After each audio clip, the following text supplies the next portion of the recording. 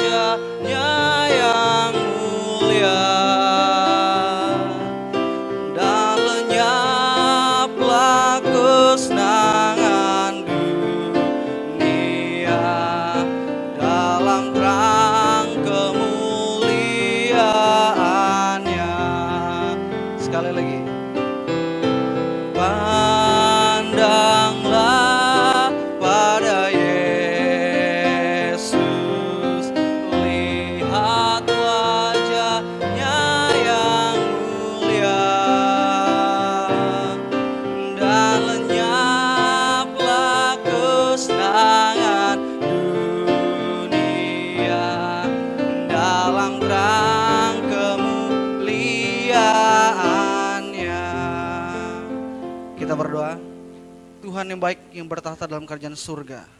Terima kasih ya Tuhan, di malam hari ini kami datang kembali ke hadirat-Mu meminta hikmat. Agar ketika kami akan mempelajari firman-Mu, Roh Kudus-Mu akan memberitahukan kepada kami apa yang tertulis dalam firman-Mu. Berkati hamba-Mu secara khusus ya Tuhan, sembunyikan hamba-Mu di balik salib Kristus. Sehingga hanya Kristus dan kebenaran saja yang terlihat. Sehingga ketika kami pulang, kami mendapatkan berkat yang berasal daripada surga. Terima kasih banyak Bapak, penuhi ruangan ini dengan Roh Kudus-Mu, jauhkan daripada roh-roh yang lain yang ingin mengganggu ya Tuhan, karena kami berdoa di dalam nama Yesus, Tuhan dan Juru Selamat kami. Amin.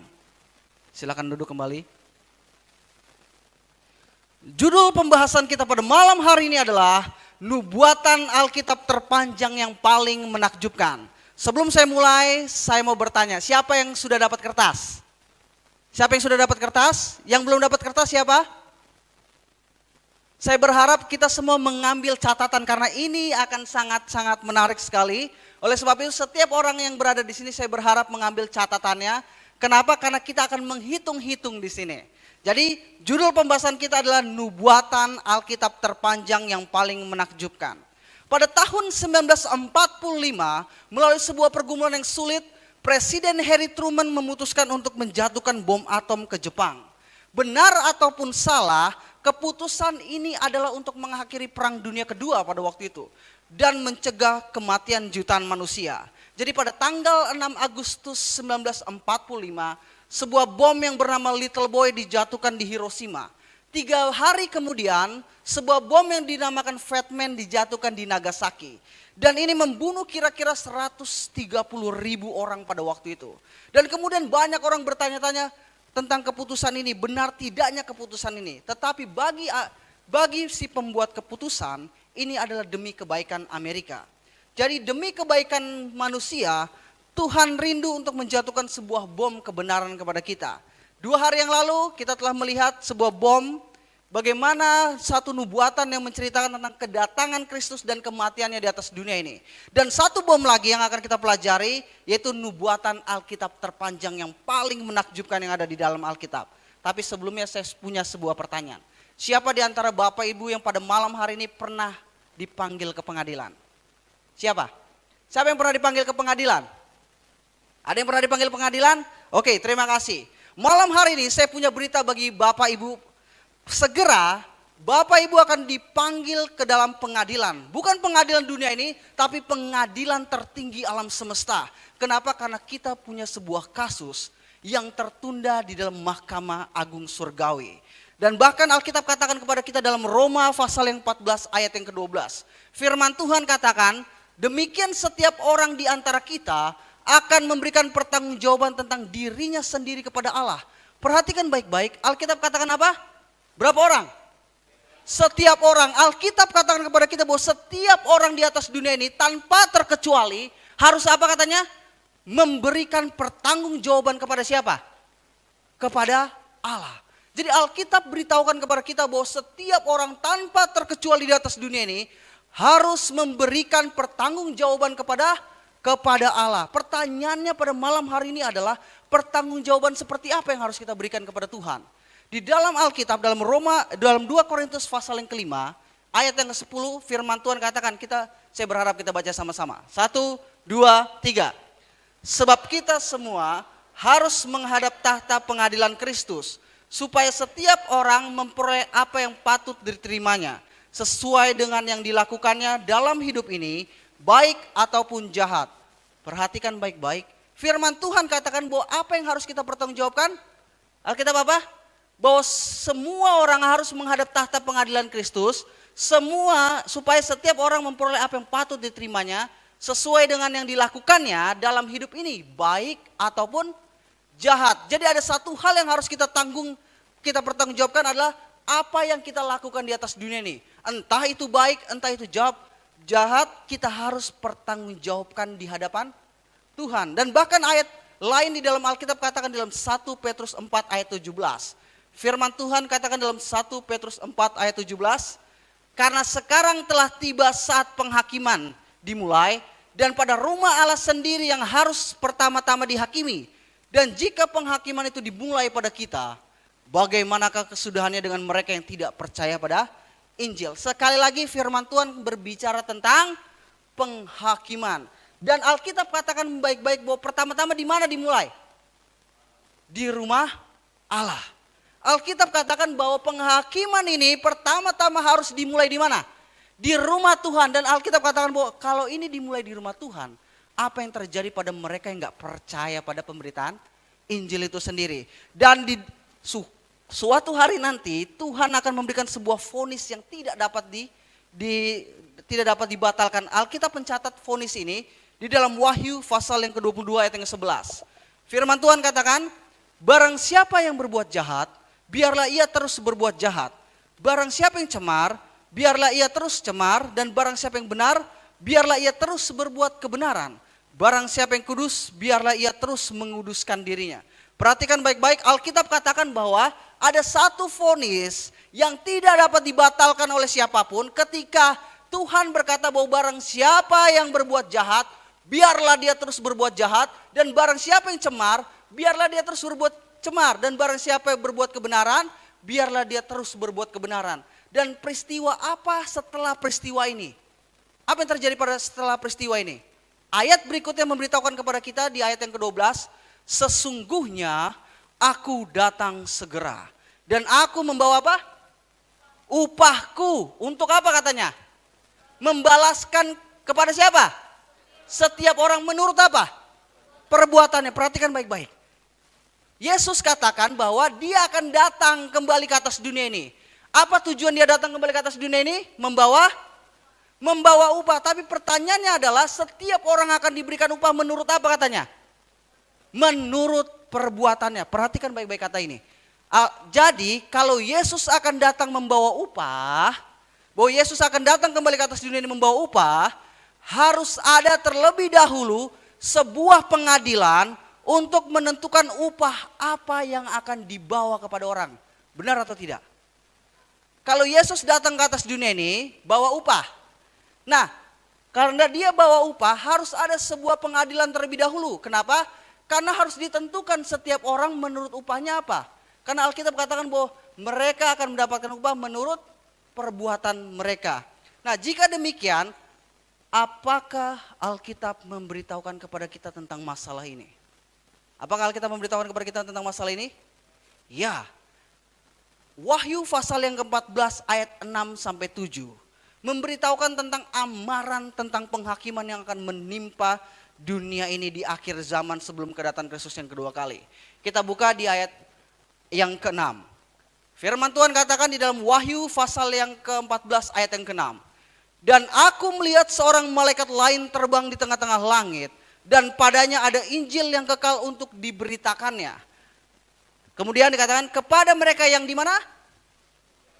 Yang diam di atas bumi dan kepada semua bangsa dan suku dan bahasa dan kaum. Jadi pemberitaan Injil ini harus diberitakan kepada siapa?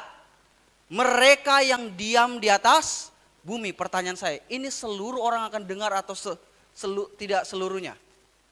Seluruhnya. Dan apa yang dilakukan di sini di ayat 7 dikatakan, dan ia berseru dengan suara nyaring, takutlah akan Allah dan muliakanlah Dia, karena apa katanya? Karena telah tiba saat penghakimannya. Jadi pesan yang diberikan di dalam Wahyu pasal 14 ayat 6 dan 7 adalah pesan tentang terjadinya penghakiman Tuhan. Dan perhatikan baik-baik, Alkitab katakan telah tiba atau akan tiba. Alkitab bilang apa? Telah tiba. Pertanyaan saya, apa perbedaan antara telah dengan akan? Kalau akan adalah sesuatu yang akan terjadi atau akan datang. Kalau tiba, telah tiba apa artinya? Sesuatu yang sudah tiba. Alkitab beritahukan kepada kita bahwa penghakiman Tuhan telah tiba. Nah, kalau begitu pertanyaannya adalah, kapan penghakiman itu dimulai? Benar? Kalau penghakiman itu telah tiba, pertanyaan buat kita adalah, kapan penghakiman ini dimulai? Di mana ini terjadi dan seperti apa penghakiman ini? Benar atau tidak? Ini yang harus kita tanyakan. Kapan kira-kira penghakiman ini dimulai? Dan di mana penghakiman ini terjadi dan seperti apa penghakimannya? Untuk menjawab pertanyaan ini, kita harus pergi ke buku kembar dari kitab Wahyu. Ada yang tahu buku kembarnya? Daniel, oke? Jadi kita buka di dalam Daniel pasal yang ke-7 ayat yang ke-9 dan 10. Saudara bisa mencatatnya, makanya saya berikan notes, di situ saya minta untuk memberikan notes karena ini penting sekali.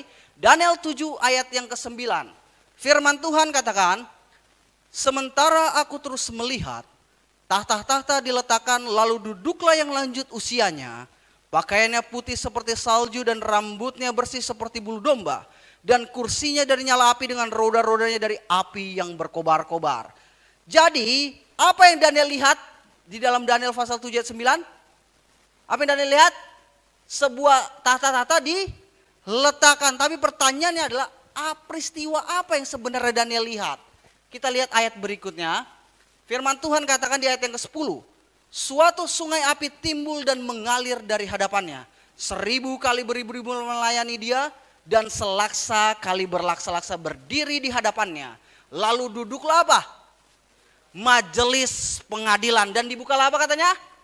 Kitab-kitab. Jadi di sini Daniel mendapatkan sebuah penglihatan tentang apa? Pengadilan. Nah, pertanyaannya pada malam hari ini adalah, apa yang dilakukan di pengadilan itu? Ya atau enggak? Daniel mendapatkan sebuah penglihatan, dan penglihatan ini berbicara tentang pengadilan.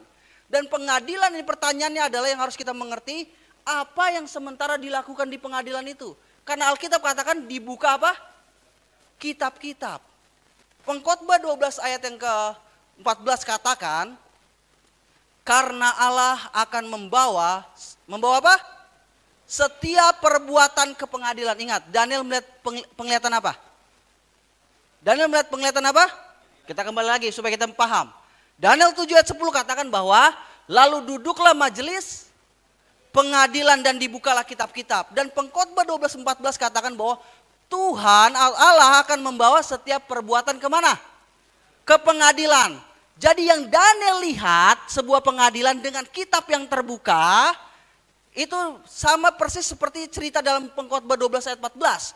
Bahwa Allah akan membawa setiap perbuatan ke pengadilan yang berlaku atas segala sesuatu yang tersembunyi, entah itu baik, entah itu jahat. Jadi yang dilakukan di pengadilan itu adalah Tuhan akan menyatakan sesuatu yang tersembunyi. Entah itu baik, entah itu jahat. Mungkin kita bisa sembunyikan sesuatu rahasia dari istri kita. Mungkin kita bisa sembunyikan sesuatu rahasia dari anak kita, menantu kita, atau siapapun di atas dunia ini. Tetapi di hadapan Tuhan, ada yang tersembunyi? Tidak. Dan Tuhan akan membawa kemana katanya? Setiap yang kita lakukan di atas dunia ini, di malam tergelap apapun dan seorang tidak mengerti atau seorang tidak tahu apa yang kita lakukan, Tuhan melalui malaikatnya mencatat dan akan membawa ke pengadilan apa yang kita lakukan. Nah kalau begitu, apa yang terjadi dalam peristiwa selanjutnya? Kita kembali lagi ke Daniel pasal yang ke-7. Daniel pasal yang ke-7 ayat 13. Firman Tuhan katakan, aku terus melihat dalam penglihatan malam itu, tampak datang dengan awan-awan dari langit, seorang seperti anak manusia. Terus kemudian datanglah ia kepada yang lanjut usianya itu, dan ia dibawa ke hadapannya. Pertanyaan saya, siapa anak manusia ini? Yesus. Yesus selalu menyebut dirinya sebagai anak manusia. Nah, kalau begitu pertanyaan saya, apa peranan Yesus dalam pengadilan ini? Apa peranan Yesus dalam pengadilan ini? Peranan Yesus dalam pengadilan ini adalah sebagai pengacara. Sebagai hakim saya tidak bisa memberikan ayat-ayatnya. Sebagai pengacara, sebagai hakim, sebagai teman, dan sebagai juru selamat kita. Pertanyaan saya, kalau saudara pergi ke pengadilan dan kemudian hakim saudara adalah pengacara saudara, dan bukan hanya pengacara saudara, dia juga adalah teman saudara. Dan bukan hanya teman saudara, dia adalah juru selamat saudara. Pertanyaan saya, apa kita perlu takut? Tidak. Kita tidak perlu takut ke pengadilan. Kenapa? Kalau kita menyerahkan kehidupan kita kepada tangan Kristus, kita tidak perlu takut tentang apa yang akan terjadi dalam penghakiman atau pengadilan ini. Karena kita tahu bahwa dia akan membenarkan kita. Nah, tapi pertanyaan terbesar bagi kita pada malam hari ini adalah, kapan pengadilan ini dimulai? Benar? Kapan kira-kira pengadilan ini dimulai? Apakah saudara tahu bahwa Alkitab memberitahukan kepada kita kapan kira-kira pengadilan ini dimulai? Di dalam Daniel pasal yang ke-8 ayat 14, saudara bisa mencatatnya. Daniel 8 ayat 14 memberitahukan kepada kita kapan kira-kira dimulainya penghakiman ini. Daniel 8 ayat 14, kita sama-sama baca. 1, 2, 3.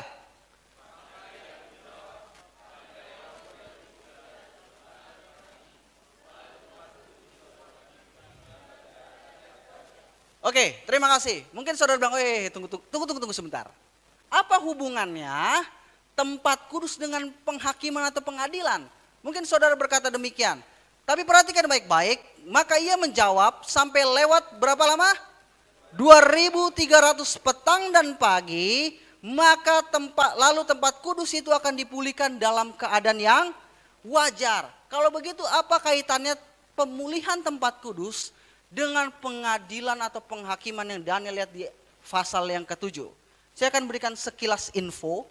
Jadi untuk menjawab pertanyaan ini kita harus mengerti atau mengetahui gambaran daripada bait suci Yahudi pada waktu itu. Kita buka di dalam Keluaran pasal yang ke-25 ayat 8 sampai yang 9. Keluaran pasal yang ke-25 ayat 8 sampai 9. Firman Tuhan katakan, dan mereka harus membuat apa? Tempat kudus bagiku, supaya aku akan diam di tengah-tengah mereka menurut segala apa yang kutunjukkan kepadamu. Sebagai apa kata dia? Sebagai contoh kemah suci dan sebagai contoh segala perabotannya, demikianlah harus kamu membuatnya.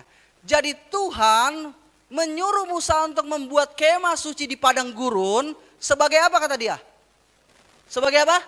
Sebagai contoh. Kita akan buka ayat lain di dalam perjanjian baru. Di dalam Ibrani pasal yang ke-9 ayat 24. Ini bicara tentang hal yang sama tapi dalam sisi yang berbeda. Dikatakan, sebab Kristus bukan masuk ke dalam tempat kudus buatan tangan manusia. Alkitab katakan bahwa Yesus masuk bukan kemana? Ke tempat kudus buatan tangan manusia. Yang hanya merupakan apa kata dia? Gambaran saja dari yang sebenarnya. Jadi ketika Tuhan memberikan penampakan kepada Musa, apa yang dia harus lakukan? Di dalam Keluaran 25 Tuhan menyuruh Musa untuk membuat kemah suci. Benar atau enggak? Tuhan suruh Musa untuk membuat kemah suci. Tapi ternyata kemah suci yang Musa buat hanyalah gambaran atau contoh. Pertanyaan saya, kalau ini contoh ada yang asli atau tidak? Ada yang asli. Jadi kalau Yesus masuk ke tempat kudus bukan buatan tangan manusia, artinya dia bukan masuk ke bumi ini, tapi dia pergi ke tempat yang asli. Benar? Benar atau enggak? Kalau bumi ini cuma contoh, dia perginya kemana? Ke tempat yang asli, iya atau enggak? Dia pergi ke tempat yang asli. Kenapa? Karena gambaran bait suci orang Yahudi itu cuma contoh dari yang sebenarnya. Maka dia bilang, yang hanya merupakan gambaran saja dari yang sebenarnya. Tetapi ke dalam sorga sendiri untuk menghadap hadirat Allah guna kepentingan kita. Jadi Yesus masuk ke bait suci yang sebenarnya di mana? Di sorga. Jadi kalau begitu saudaraku, bait suci dan upacaranya, setiap festival yang ada di orang Yahudi adalah ilustrasi dari Tuhan tentang rencana keselamatannya. Jadi setiap hari raya upacara yang Yahudi lakukan, itu sebenarnya semuanya sebuah ilustrasi bagaimana Tuhan memberitahukan rencana keselamatannya kepada siapa? Manusia. Nah, di dalam bait suci ada 2 fase pelayanan. Fase pertama adalah fase pelayanan harian. Fase kedua adalah pelayanan tahunan. Saudara bisa bacanya nanti. Jadi di dalam bait suci ini ada 2 fase pelayanan. Fase pelayanan pertama adalah pelayanan apa? Harian, dan yang kedua adalah tahunan. Nah, di dalam upacara atau hari raya harian, fase pelayanan harian, ketika seseorang berdosa, biasanya dia bawa apa? Biasa dia bawa domba. Benar? Biasa dia bawa domba, dombanya bercacat atau tidak? Tidak bercacat. Dan kemudian domba ini dibawa oleh dia dan kemudian dia taruh tangannya di atas kepala domba ini. Di atas kepala domba ini, dan kemudian dia mengakui dosanya, dan dosa orang berdosa secara simbolis. Saya katakan ini secara simbolis ditransfer kemana? Kepada domba yang sempurna ini. Perhatikan baik-baik. Jadi orang berdosa bawa apa? Bawa domba. Nah, kemudian dia bawa domba dan kemudian dia taruh tangannya di mana? Di atas kepala domba. Dan kemudian apa yang dia lakukan? Dia akui setiap dosa-dosanya. Dan kemudian apa? Secara simbolis dosa itu dari orang berdosa ditransfer kemana? Kemana? Ke domba. Nah, pertanyaan saya, siapa yang salah? Domba atau manusia? Manusia. Siapa yang tidak bersalah? Dombanya. Nah, jadi kesalahan orang berdosa sekarang dipindahkan ke siapa? Ke domba ini. Dan kemudian apa yang dilakukan? Kemudian domba ini disembelih dan darahnya ditaruh di dalam baskom. Jadi domba yang tak bercacat ini kemudian disembelih dan ditaruh di dalam baskom, dan kemudian domba ini yang sudah mati diletakkan di mezbah korban bakaran dan kemudian dibakar. Dan mengapa mereka melakukan semua ini? Karena Alkitab kasih tahu kepada kita, Roma 3 ayat 23 katakan bahwa karena semua orang telah apa? Berbuat dosa. Jadi kenapa sistem bait suci ini dibuat? Karena Alkitab katakan semua orang telah berbuat dosa. Dan Alkitab katakan dosa itu apa? 1 Yohanes 3 ayat 4, sebab dosa ialah pelanggaran hukum Allah. Jadi orang-orang telah berdosa dan kemudian dia melanggar hukum Allah. Dan apa yang harus dilakukan? Alkitab katakan kepada kita dalam Ibrani 9 ayat 22. Dan tanpa penumpahan darah tidak ada apa? Pengampunan. Jadi yang mau dibilang Alkitab adalah seperti ini. Manusia ini berdosa. Agar dia bisa dimaafkan, apa yang harus dilakukan? Penumpahan darah. Jadi Tuhan harus pakai sistem ini untuk memberitahukan atau mengilustrasikan rencana keselamatannya kepada siapa? Kepada manusia. Nah, pertanyaan saya, kira-kira ini semua melambangkan siapa? Melambangkan siapa? Yesus yang mati di kayu salib. Apakah Yesus bercacat? Tidak. Apakah Yesus melakukan kesalahan? Tidak, ya kan? Apakah dosa orang berdosa ditransfer ke Yesus? Ya. Yesaya 51 katakan bahwa sebenarnya penyakit kita lah yang ditanggung dia. Artinya sistem ini semua merujuk ke siapa? Merujuk kepada Yesus. Jadi korban daripada domba sebenarnya tidak ada kebajikan sama sekali. Karena ini semua merupakan ilustrasi atau gambaran bagaimana Tuhan menangani apa? Masalah dosa itu sendiri. Jadi seperti ini pelayanan harian. Saudara bisa lihat yang dilakukan kemudian adalah setelah membakar domba itu, kemudian imam masuk ke sini dan kemudian memercikan darahnya yang tadi ditampung di baskom ke dalam tirai pada waktu itu. Nah, dosa orang berdosa yang sudah diampuni, ingat baik-baik, dia ngakuin dosa, ya atau enggak? Diakuin dosa, dosanya ditransfer kemana? Ke domba, dan kemudian dombanya diapain? Disembelih, dan kemudian dombanya dibakar dan darah daripada domba ini dibawa kemana? Ke bilik suci ini, dan kemudian darah domba ini dipercikan di mana? Di tirai. Artinya semua sistem ini transfer kemudian ke tirai. Nah, catatan orang berdosa yang sudah diampuni tercatat di tirai dalam bait suci duniawi. Jadi dalam bait suci duniawi semua dosa-dosa orang yang sudah diampuni semua tercatat di dalam tirai tersebut secara lambang oleh darah itu. Nah, kita harus ingat bahwa bait suci dan upacaranya adalah ilustrasi dari Tuhan tentang apa? Rencana keselamatan. Bagaimana dia berurusan dengan masalah dosa. Setiap hari hewan yang dikorbankan menyatakan dua hal tentang dosa. Yang pertama, dosa membawa maut. Karena Alkitab katakan kepada kita dalam Roma 6 ayat 23. Sebab upah dosa ialah maut. Oleh sebab itu Yesus harus mati. Tetapi karunia Allah ialah hidup yang kekal dalam Kristus Yesus Tuhan kita. Dan fakta yang kedua tentang dosa adalah tidak ada orang berdosa yang perlu mati karena ada apa? Pengganti yang disediakan. Ingat di dalam Kejadian pasal yang ketiga. Ketika Adam dan Hawa berdosa, apa yang Tuhan sediakan? Binatang, ya kan? Kenapa? Karena Tuhan menunjukkan rencana keselamatan kepada Adam bahwa orang berdosa yang sudah mengakui dosanya dan dosanya sudah diampuni tidak perlu mati. Karena ada penggantinya, yaitu siapa? Domba yang melambangkan Yesus yang akan mati di kayu salib. Oleh sebab itu Yohanes ketika sesudah membaptis Yesus, dia bilang apa? Dalam Yohanes 1 ayat 29. Lihat anak domba Allah yang menghapus dosa dunia. Kenapa? Karena Yesus adalah anak domba Allah. Dombanya siapa? Dombanya Allah. Siapa yang berdosa? Dunia. Dunia yang berdosa tapi dombanya punya Allah. Jadi semua domba ini melambangkan Yesus yang akan mati di kayu salib. Jadi sekali lagi kita lihat bahwa sepanjang tahun ketika imam masuk ke sini dan memercikan darah yang artinya adalah dosa setiap orang yang sudah diampuni, itu tercatat di tirai ini. Tetapi yang perlu dilakukan hal berikutnya adalah pembersihan bait suci.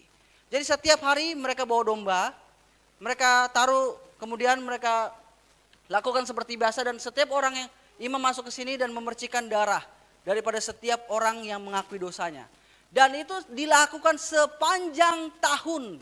Tetapi ada satu lagi fase, yaitu fase tahunan. Dan fase tahunan ini adalah pembersihan bait suci.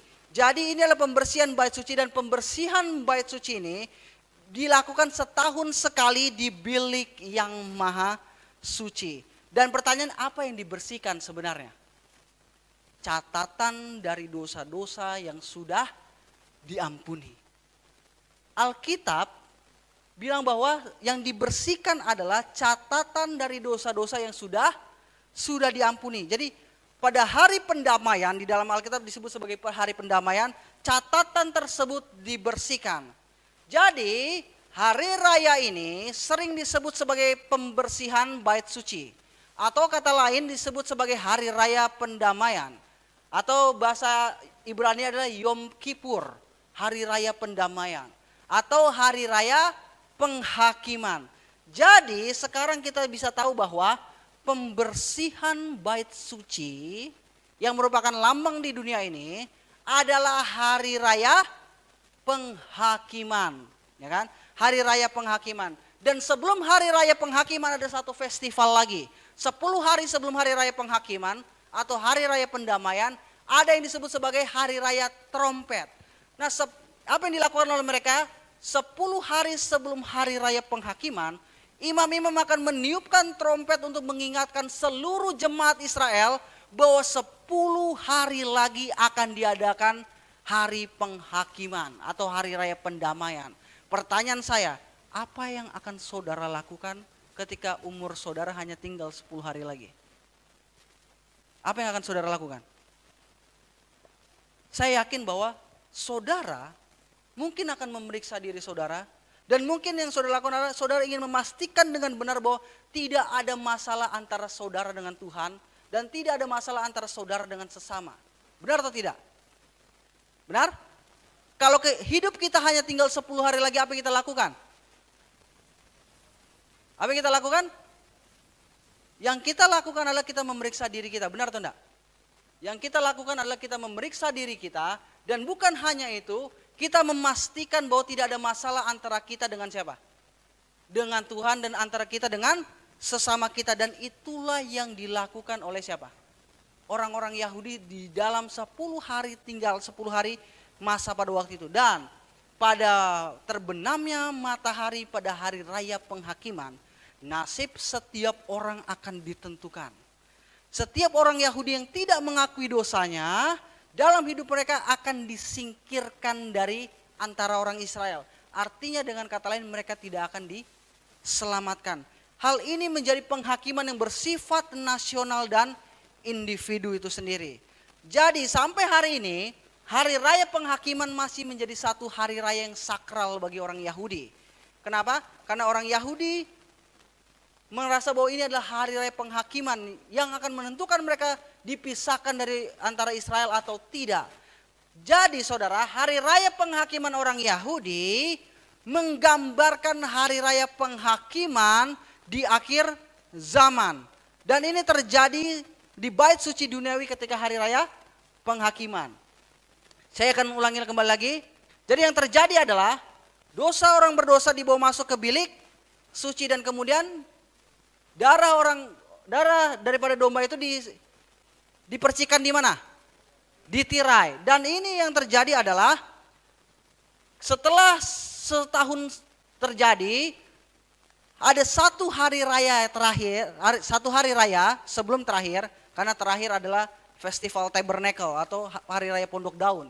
Jadi ada satu lagi sebelum hari raya terakhir, yaitu pembersihan bait suci. Itu pembersihan daripada catatan dosa yang sudah diampuni. Jadi ini disebut upacara tahunan yang membersihkan bukti-bukti daripada dosa-dosa manusia yang telah diampuni. Tapi pertanyaannya pada malam hari ini adalah, apakah ada catatan dosa-dosa kita di bait suci surgawi? Apakah ada? Jawabannya ada. Kenapa? Karena Alkitab katakan kepada kita dalam Daniel 7 ayat 10. Lalu duduklah majelis pengadilan dan dibukalah apa? Kitab-kitab. Perhatikan baik, Alkitab katakan bahwa di dalam bait suci surgawi ada kitab-kitab, dan setiap kitab-kitab ini mencatat sesuatu yang tidak pernah salah. Manusia bisa salah, tapi malaikat-malaikat Tuhan yang diperintahkan untuk mencatat semua apa yang kita lakukan tidak pernah salah. Dan apa yang dilakukan pada hari raya itu? Di sini dikatakan adalah karena Allah akan membawa setiap perbuatan ke pengadilan yang berlaku atas segala sesuatu yang tersembunyi, entah itu baik, entah itu jahat. Jadi apa yang tercatat dalam kitab-kitab itu adalah apa yang kita lakukan, entah itu baik, entah itu jahat. Saudara bisa melihatnya di dalam Imamat pasal yang ke-16 cerita ini, tapi saya nggak bisa jelaskan lebih lanjut lagi. Dan di dalam Imamat pasal 16, jadi pembersihan bait suci itu sama dengan hari raya penghakiman. Jadi kita bisa lihat sini, Pembersihan bait suci sama dengan hari penghakiman. Jadi kita kembali lagi ke dalam Daniel pasal yang ke-8 ayat 14. Maka ia menjawab, sampai lewat 2300 petang dan pagi, lalu tempat kudus itu akan dipulihkan dalam keadaan yang wajar. Pemulihan tempat kudus itu sama artinya dengan penghakiman dimulai. Kalau begitu pertanyaannya adalah, kapan penghakiman itu dimulai? Dan bait suci yang mana yang digunakan? Bait suci duniawi atau bait suci surgawi? Kalau kita perhatikan, di dalam Daniel 8, mari kita kembali ke dalam Daniel 8 ayat 16 dan 17 untuk menjawab pertanyaan ini. Tuhan memberikan sebuah hayal kepada Daniel karena Daniel tidak mengerti. Kalau kita buka di dalam Daniel 8 ayat 16 dan 17. Dan aku mendengar dari tengah sungai Ulai itu suara manusia yang berseru, Gabriel, buatlah orang ini memahami penglihatan itu. Jadi pada waktu itu Daniel berusaha keras untuk memahami nubuatan ini. Dan kemudian Tuhan memberitahukan kepada Gabriel agar Daniel dapat memahami penglihatan tersebut. Dan ayat 17 katakan, lalu datanglah ia ke tempat aku berdiri, dan ketika ia datang terkejutlah aku dan jatuh tertelungkup. Lalu ia berkata kepadaku, pahamilah anak manusia bahwa penglihatan itu mengenai apa? Mengenai akhir masa. Sama seperti Tuhan ingin Daniel mengerti penglihatan ini, dia juga ingin kita memahami nubuatan ini. Kenapa? Karena ini akan membuat kita atau mempengaruhi kehidupan kita sepanjang kehidupan kita di atas dunia ini. Jadi ada 3 fakta tentang nubuatan 2300. Fakta pertama adalah nubuatan ini mengenai apa? Akhir masa atau akhir zaman. Pertanyaan saya, siapa yang percaya kita hidup di akhir zaman? Oke, terima kasih. Kita semua percaya bahwa kita hidup di akhir zaman. Nah, kalau ini berbicara tentang akhir zaman, pertanyaan saya adalah bait suci yang mana yang digunakan? Bait suci duniawi atau bait suci surgawi? Surgawi. Kenapa? Karena pada tahun 70 Masehi, saudara bisa lihat sejarah, pada tahun 70 Masehi, bait suci duniawi yang berada di Israel itu dihancurkan oleh tentara Roma pada waktu itu. Jadi ini akan menuntun kepada kita bahwa ini berbicara tentang bait suci surgawi. Dan fakta yang ketiga, perhatikan baik-baik, dikatakan apa? Maka ia menjawab, sampai lewat 2300 petang dan pagi, lalu tempat kudus itu akan dipulihkan dalam keadaan yang wajar. Berapa jumlahnya? 2300 petang dan pagi. Ingat di dalam Kejadian pasal yang pertama, jadilah petang, jadilah pagi, itulah hari pertama. Artinya dengan kata lain, petang pagi itu adalah satu hari. Jadi 2300 petang dan pagi adalah 2300 hari. Nah, fakta yang ketiga tentang nubuatan ini adalah ini bukan waktu literal, tapi ini adalah waktu lambang. Kenapa? Pertanyaan saya, kalau ini waktu literal, 2300 hari itu kira-kira sekitar 6,3 tahun. Pertanyaan saya, ingat, malaikat bilang bahwa ini mengenai akhir masa. Apakah 6,3 tahun akan membawa kita dari zaman Daniel sampai akhir zaman? Tidak. Jadi kalau begitu ini bukanlah waktu literal, tapi waktu apa? Lambang. Ingat, kita sudah mempelajarinya di dalam bilangan Yeskiel 4 ayat 6. Aku menentukan bagimu satu hari untuk 1 tahun. Jadi di dalam bilangan 14 ayat 34, satu hari dihitung berapa? 1 tahun. Jadi dengan kata lain, dalam nubuatan Alkitab, satu hari nubuatan sama dengan berapa? Sama dengan 1 tahun. Dengan kata lain, 2300 hari ini berapa? 2300 tahun. Dan ini adalah nubuatan terpanjang di dalam Alkitab yang paling menakjubkan. Jadi Daniel menggambarkan tentang apa yang akan terjadi dan dia berusaha untuk memahaminya tentang penglihatan ini. Dan Alkitab katakan kepada kita, Daniel 8 ayat yang ke-27. Maka aku, Daniel, lelah dan jatuh sakit beberapa hari lamanya. Kemudian bangunlah aku dan melakukan pula urusan raja. Dan aku tercengang-cengang tentang penglihatan itu, tetapi apa katanya? Tidak memahaminya. Saudaraku, beberapa dari Anda mungkin berpikir bahwa ini pelajaran yang sangat rumit. Pelajaran yang sangat sukar dan sulit untuk dimengerti. Bahkan Daniel sendiri berusaha untuk mengertinya. Dan bahkan dia jatuh apa katanya? Pingsan. Tapi masalahnya hari ini, malam ini saya belum melihat saudara-saudara pingsan. Artinya saudara lebih hebat daripada Daniel. Tapi mungkin ada beberapa dari antara saudara yang sementara mengantuk. Atau mulai tertidur. Dan saya menggambarkan kalau saudara mulai mengantuk, tertidur, saya katakan bahwa saudara sementara pingsan. Mempelajari nubuatan ini. Jadi kita lihat bahwa Tuhan berusaha untuk Daniel dapat mengerti nubuatan ini. Dan di dalam pasal yang ke-8, akhir daripada pasal yang ke-8, Daniel jatuh pingsan dan dia tidak mengerti nubuatan ini. Dan bagaimana kita bisa menerapkannya? Daniel pasal yang ke-9, saudara bisa lihat Daniel pasal yang ke-9, saudara bisa catat, ini adalah doa Daniel meminta kepada Tuhan untuk mengerti nubuatannya. Daniel 9 ayat 4, jadi ini ada satu pelajaran bahwa ketika kita ingin mempelajari nubuatan Alkitab dapat dipahami dengan benar hanya melalui doa yang sungguh-sungguh. Jadi Daniel berdoa kepada Tuhan meminta agar dia dapat mengerti nubuatan ini. Dan kemudian di dalam Daniel pasal 9 yang terjadi adalah Tuhan mengirimkan malaikatnya, itu malaikat Gabriel. Jadi Tuhan mengutus Gabriel kepada Daniel untuk menjelaskan nubuatan 2300. Dan malaikat ini menjelaskan bahwa penglihatan itu dibagi menjadi dua bagian. Bagian pertama saudara sudah mempelajarinya. Bagian pertama adalah 490. Ini untuk orang Yahudi. Dan 1810 di bagian kedua adalah untuk orang-orang kafir. Jadi kalau kita tambahkan 490 ditambah 1810 adalah 2300. Tapi kita akan memulai dengan bagian pertama. Saya akan ulangi kembali.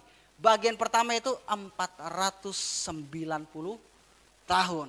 Jadi kita kembali ke dalam Daniel pasal yang ke-9 ayat yang ke-24. Firman Tuhan katakan 70 minggu di dalam bahasa King James, 70 minggu telah ditetapkan atas bangsamu. Pertanyaan saya, siapa bangsa Daniel? Israel. Jadi 70 minggu telah ditetapkan untuk bangsa siapa? Israel. Jadi saudaraku, kalau kita perhatikan baik-baik, kata ditetapkan, saya kasih bahasa aslinya dalam bahasa Ibrani. Kata ditetapkan itu dalam bahasa Ibrani adalah kautak. Yang artinya adalah to cut off atau diambil atau dipisahkan. Nah pertanyaan saya, kalau ada 70 minggu ya atau 490 itu diambil dari sesuatu, pertanyaan saya, sesuatu itu harus lebih besar atau harus lebih kecil? Kalau 490 diambil dari sesuatu, dari sebuah bilangan, bilangan yang diambil ini lebih besar dari 490 atau lebih kecil dari 490? Lebih besar. Kenapa? Karena dari lebih kecil nggak bisa diambil, benar? Jadi 490 haruslah diambil dari bilangan yang lebih besar. Bilangan apa? 2300. Jadi kata ditetapkan itu sama dengan diambil. Jadi dengan kata lain 490 telah diambil dari 2300 dan diberikan kepada bangsa Yahudi. Jadi ini adalah untuk orang Yahudi.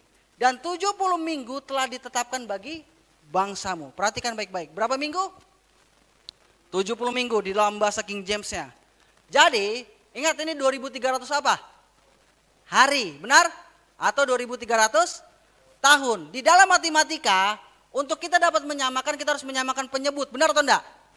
Kalau ini adalah hari dan kalau ini adalah minggu, kita harus jadikan apa? Kita harus jadikan hari, benar? Maka tadi saya kasih notes supaya kita mencatat.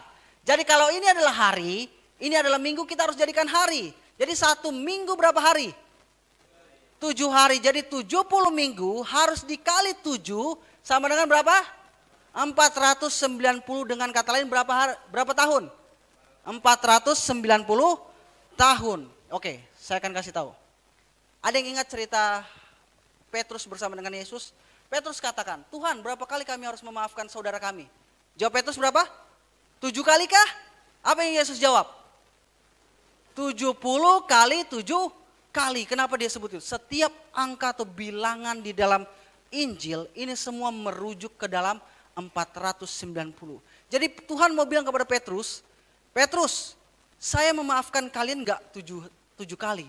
Tapi saya memaafkan kalian 70 dikali 7. Saya kasih kesempatan 490 agar kalian bertobat. Makanya nubuatan pertama 490 diambil diberikan kepada orang Yahudi. Dan itu yang dilakukan. Jadi kalau begitu pertanyaannya, supaya kita tahu akhir dari nubuatan ini, kita harus tahu apa? Kita harus tahu awalnya. Nah pertanyaan saya adalah, apakah Alkitab memberitahukan kepada kita? Pasti. Alkitab katakan kepada kita dalam Daniel 9 ayat yang ke-25.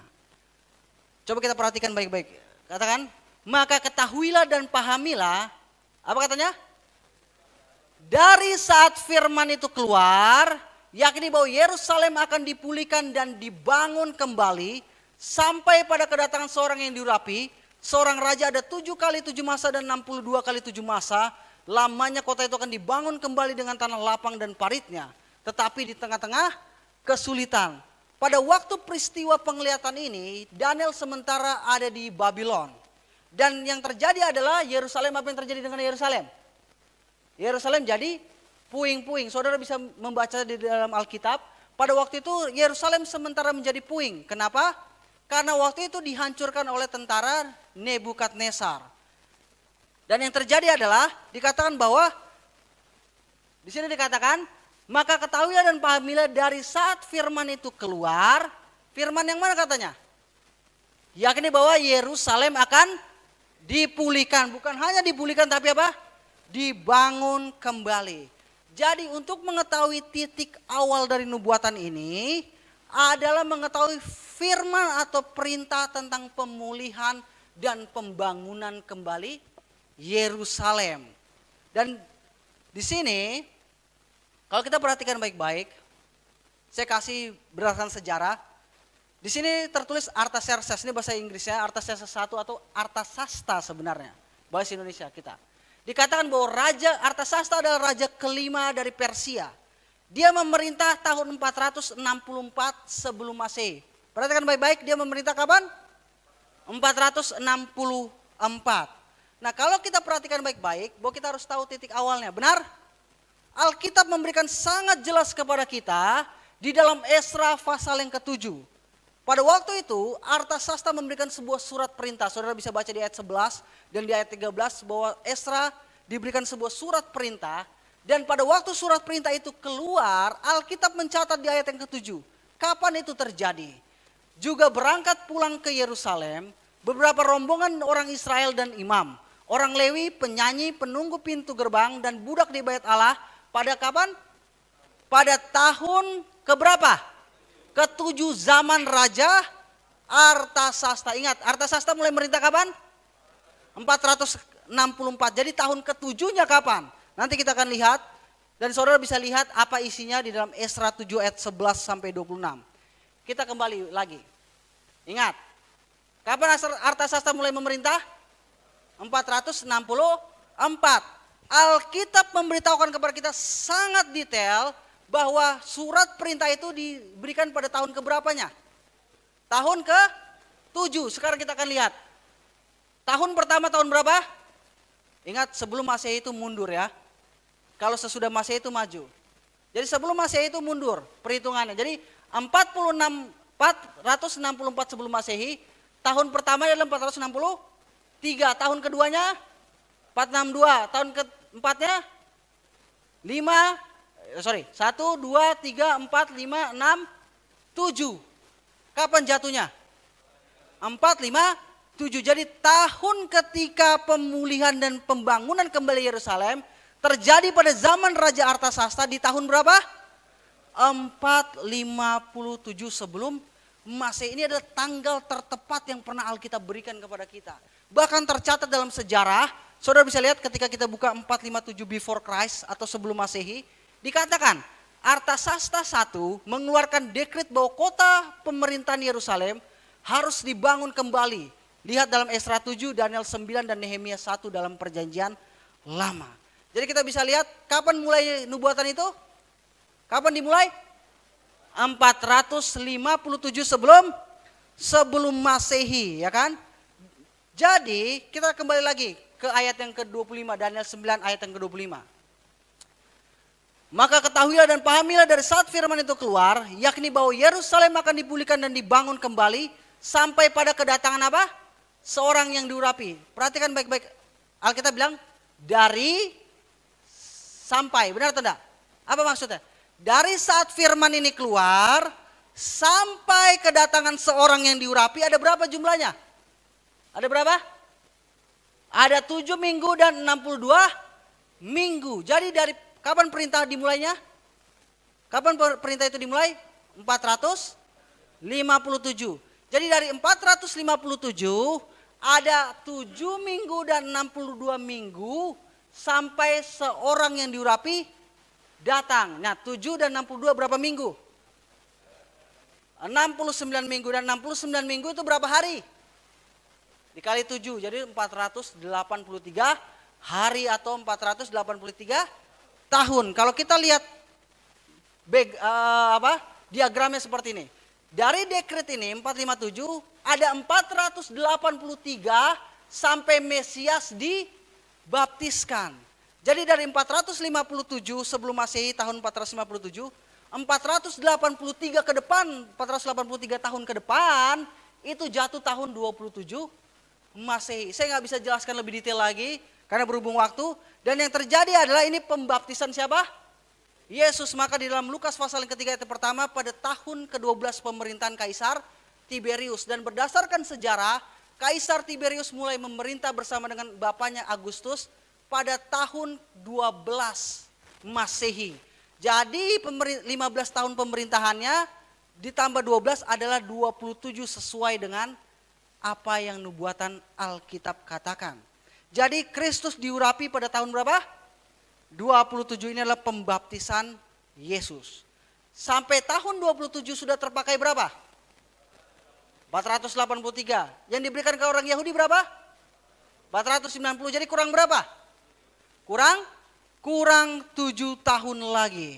Alkitab beritahukan kepada kita, Daniel 9 ayat 27. Raja itu akan membuat perjanjian bagi banyak orang selama 1 kali 7 masa. Pada pertengahan 7 masa itu, ya 7 tahun sisanya, apa yang dilakukan? Ia akan menghentikan korban sembelihan dan korban santapan. Jadi pertanyaan saya, tengah-tengah dari 7 tahun itu berapa? 3,5. Oleh sebab itu kenapa kita tahu bahwa Yesus melayani di atas dunia 3,5 tahun. Karena nubuatan ini katakan bahwa di tengah-tengah 7 tahun sisa untuk orang Yahudi, itu Mesias apa? Dia akan menghentikan apa? Korban sembelihan dan korban santapan. Jadi kalau ini lihat diagramnya kembali, 457 dekretnya, 483 tahun jatuh tahun 27 Masehi, Yesus dibaptiskan. 3,5 tahun kemudian dari sisa 1 minggu ini jatuh tahun 31 Masehi, di mana Yesus mati pada waktu itu. Jadi dia mati di tengah-tengah periode terakhir atau 7 tahun sisa. Jadi saudara, sekarang dikatakan bahwa orang Yahudi diberikan berapa? 490, ya. Tahun 27 terpakai 483 tahun, sisa berapa? 7 tahun. Dan di tengah-tengah 7 tahun itu dia akan menghentikan korban sembelihan. Jadi 3,5 tahun dari tahun 27 ada tahun 31 Masehi. Yesus mati pada tahun 31 Masehi. Oleh sebab itu maka Alkitab bilang apa? Tirai bait suci terbelah dari atas sampai ke bawah. Jadi Yesus mati pada tahun 31 Masehi, tepat seperti nubuatan Alkitab katakan. Mungkin saudara bertanya-tanya, kalau begitu detailnya Alkitab ini, kenapa orang Yahudi tidak percaya? Saya nggak sempat taruh ini. Ada di dalam kitab Talmud mereka, katakan bahwa setiap orang yang menghitung nubuatan Daniel 9 ayat 24 sampai 27, akan dikasih kutuk, itu jari tangannya akan membusuk, pikirannya akan rusak, kata dia. Oleh sebab itu setiap orang Yahudi tidak akan pernah menghitung nubuatan ini. Walaupun kita tahu bahwa nubuatan ini menunjukkan kapan Yesus dibaptis dan kapan kematian Kristus begitu detail. Tetapi ahli-ahli Taurat dan guru-guru mereka menutupi dari setiap orang banyak. Supaya orang banyak tidak tahu kebenaran. Inilah yang terjadi. Setan tidak mau manusia tahu kebenaran. Mereka tidak mau orang Yahudi tahu siapa Mesiasnya. Sampai sekarang kalau saudara bisa tanya, mereka tetap menunggu Mesiasnya. Sementara Mesiasnya sudah pernah datang ke atas dunia ini. Jadi kita lihat sudah sampai tahun 31 dan 3,5 tahun kemudian jatuh pada tahun 34. Kita baca kembali lagi Daniel 9 ayat 27. Alkitab katakan raja itu akan membuat perjanjian bagi banyak orang selama 1 kali 7 masa. Pada pertengahan 7 masa ia akan apa? Menghentikan korban sembelihan dan korban santapan. Jadi kita sudah lihat bagaimana Yesus mati tahun 31. Dan akhir dari nubuatan 490 tahun jatuh pada tahun 34. Peristiwanya adalah ketika Stefanus dilempari batu. Mungkin saudara-saudara berpikir, apa hubungannya Stefanus mati dengan peristiwa ini? Kalau kita baca di dalam Kisah Para Rasul pasal yang ke-7, pada waktu itu seluruh mahkamah agama, karena mahkamah tertinggi orang Yahudi adalah mahkamah agama. Mahkamah agama mereka, pada waktu itu Stefanus dibawa ke mahkamah agama mereka. Dan kemudian secara majelis mahkamah agama mereka, orang Yahudi menolak Yesus sebagai Mesias. Dengan cara membunuh siapa? Stefanus dengan dilempari batu. Dan kemudian apa yang terjadi? Alkitab bilang, Stefanus mengadakan mukanya kemana? Ke langit dan dia melihat anak manusia berdiri di sebelah yang maha tinggi. Jadi inilah penutupan pintu kasihan bagi siapa? Orang Yahudi. Bahkan dikatakan, sejarah juga katakan 34, ini adalah ketika martir pertama Stefanus. Dan setelah itu rasul-rasul mulai memberitakan. Maka di dalam Kisah Para Rasul ayat yang ke-13 Kisah Para Rasul 13 ayat 46, Paulus katakan demikian. Tetapi dengan berani Paulus dan Barnabas berkata, memang kepada kamulah firman Allah harus diberitakan lebih dahulu. Kamu ini siapa? Orang Yahudi atau orang Israel. Ingat, ketika Yesus berada di atas dunia ini, Yesus bilang kepada muridnya, jangan kamu menyimpang pergi kepada bangsa lain, tapi melainkan kamu harus pergi kepada domba-dombaku yang tersesat di antara kaum Israel. Maksudnya apa? Yesus harus menggenapi nubuatan ini dulu. Dia harus bilang, kamu dulu orang Yahudi harus tahu bahwa kamu sementara dalam masa perhatian surga. Kenapa? Karena nubuatan ini sementara mau digenapi. Maka Paulus bilang, kamu dulu sebenarnya harus dengar. Tetapi apa katanya? Tetapi kamu menolaknya dan menganggap dirimu apa? Tidak layak untuk beroleh hidup kekal. Karena itu kami, apa kata dia? Kami berpaling kepada bangsa-bangsa lain. Jadi kalau saudara lihat setelah Kisah Para Rasul 7, kemudian adalah Filipus di mana? Bertemu dengan sida-sida Ethiopia. Dan kemudian apa yang terjadi? Petrus bertemu dengan Cornelius, perwira Roma. Jadi ketika peristiwa Stefanus, barulah para murid memberitakan Injil kemana? Ke seluruhnya. Bukan lagi ke dalam tapi ke seluruhnya. Inilah akhir dari nubuatan 490. Yaitu berdasarkan nubuatan Daniel, perjanjian Tuhan secara khusus dengan bangsa Yahudi berakhir tahun 34 Masehi. Jadi orang Yahudi menolak sebagai umat pilihannya dengan menolak Mesiasnya. Dan Alkitab katakan kepada kita dalam Galatia 3 ayat yang ke-29. Dan jikalau kamu adalah milik Kristus, maka kamu juga adalah apa? Keturunan Abraham dan berhak menerima janji Allah. Setiap janji yang Tuhan berikan kepada Abraham, kalau kita adalah milik Kristus, kita adalah keturunan siapa? Abraham. Walaupun kita secara keturunan bukan keturunan Yahudi, tetapi setelah peristiwa itu, siapapun yang percaya sama Kristus, Tuhan menganggap dia adalah keturunan siapa?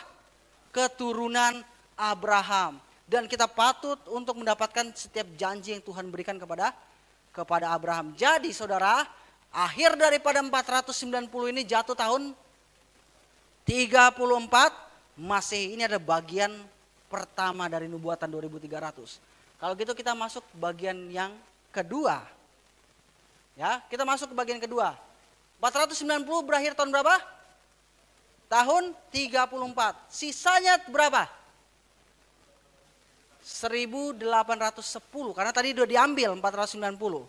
490 sudah diambil dan sisanya adalah 1810. Sekarang kita tinggal tambahkan saja. Dari tahun 34, 1810 tahun berapa? Tahun berapa? 1844. Mungkin saudara berkata, saudara tahu dari mana penghakiman Tuhan dimulai tahun 1844?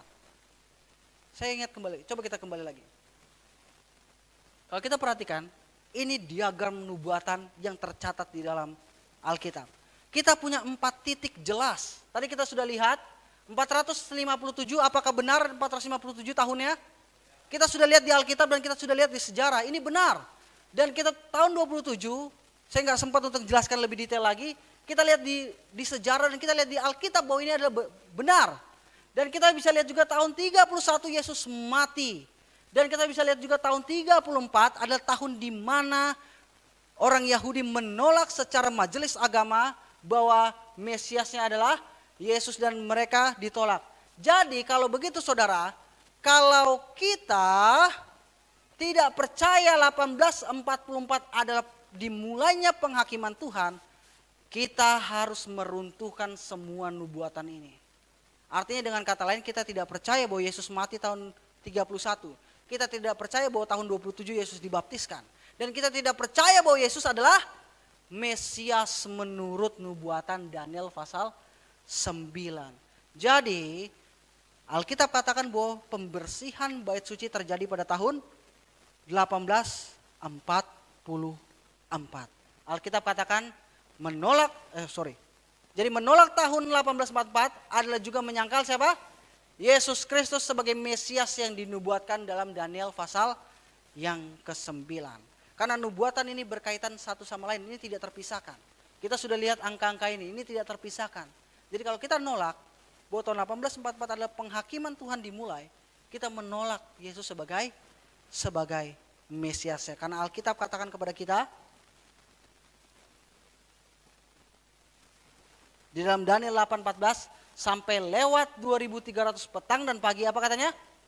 Lalu tempat kudus itu akan dipulihkan. Atau dengan kata lain, 1844 penghakiman dimulai.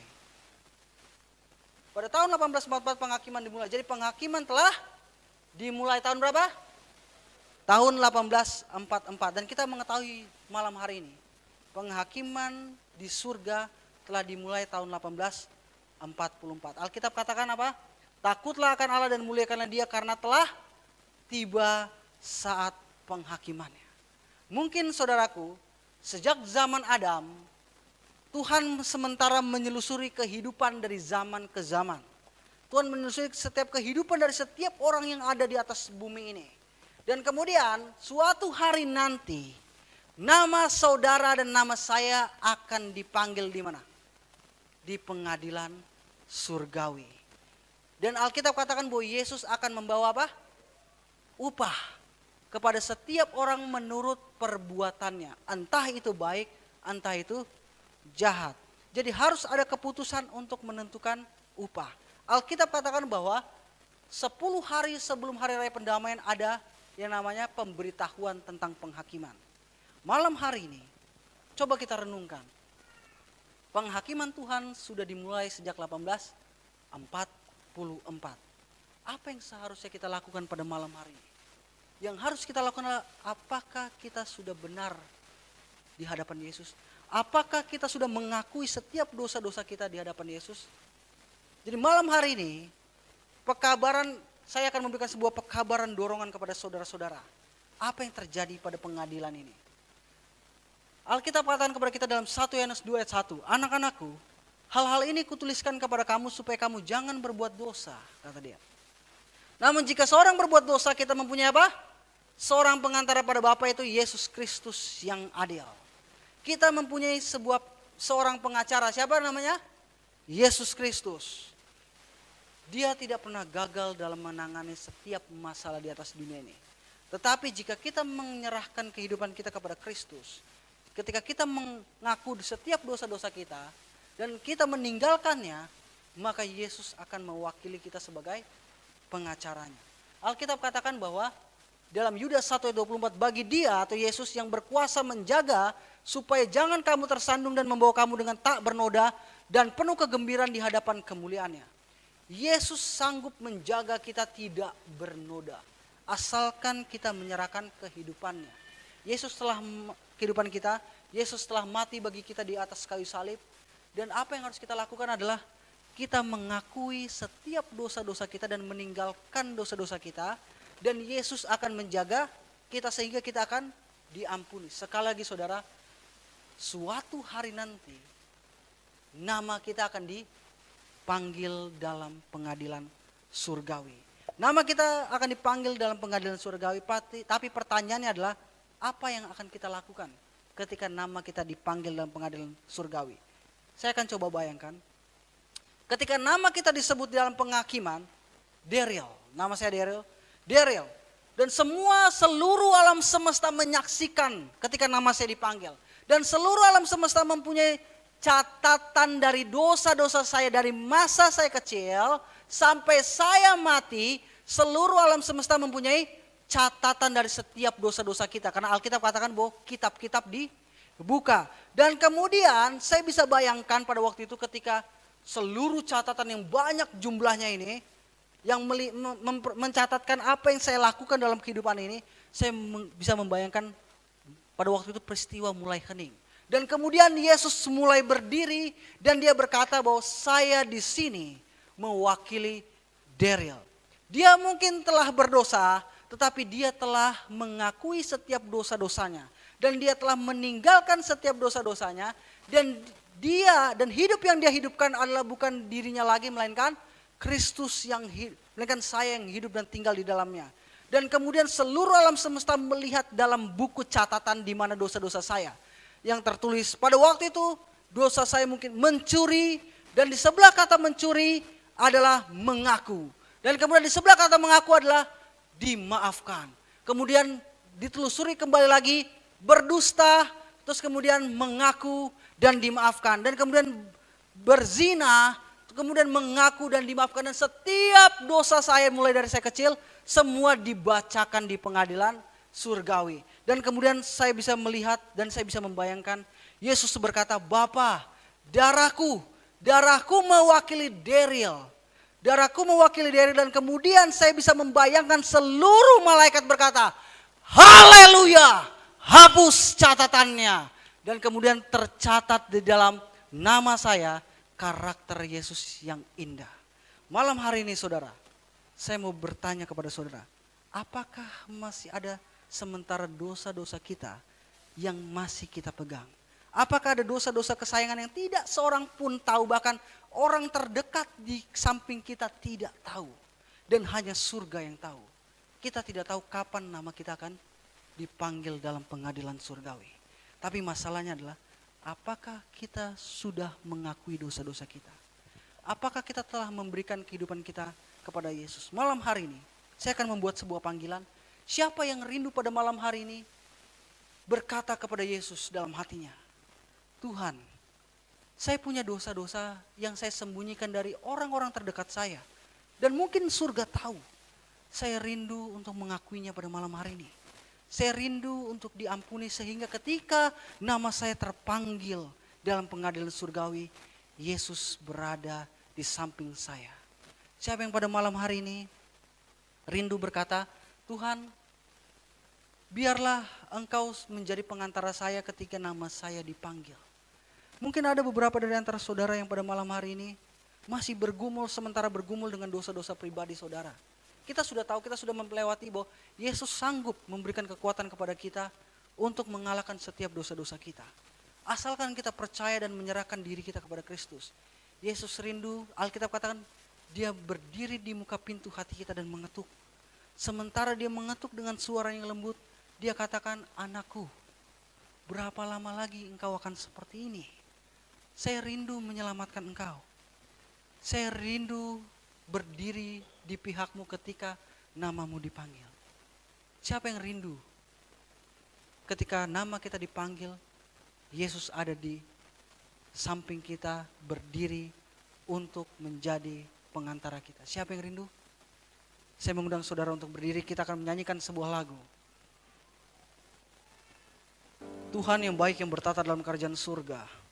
Terima kasih ya Tuhan, Engkau melalui firman-Mu mengingatkan kami kembali bahwa penghakiman Engkau telah tiba. Dan terima kasih juga ya Tuhan, melalui firman-Mu kami diingatkan bahwa kami punya pengantara yang akan mengantarai kami ketika nama kami dipanggil dalam pengadilan surgawi. Tuhan yang baik, kami rindu menyerahkan kehidupan kami ke dalam tangan pengasihan-Mu.